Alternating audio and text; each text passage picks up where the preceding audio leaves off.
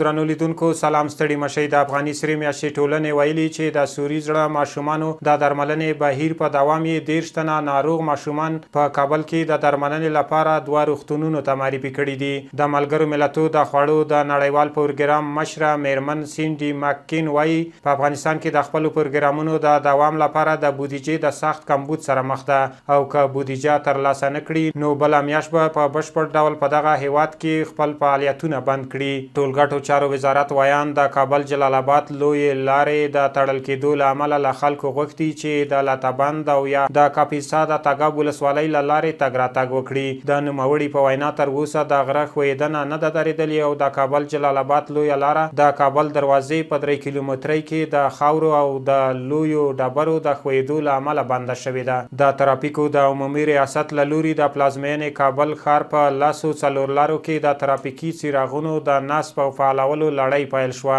او په همدې موخه نن د ارزان قیمت په لومړۍ 4 لارې کې نوي ترافیکي څراغونه د یو لړ مراسمو په ترڅ کې فعال شول. او له هیواده بهر دا چې د یو شمېر هیوادونو مشران او چارواکي د ملګرو ملتونو په 88مه عمومي غونډه کې د ګډون لپاره نیویارک ته رسېدلي دي. د ملګرو ملتونو عمومي منشي انټونیو ګوتریش مخکې ویلي وو چې د ملګرو ملتونو د عمومي غونډې په اجنډا کې به د افغان میرمنو حالت په اړه هم خبرې وشي. تر بیا ښې چارې.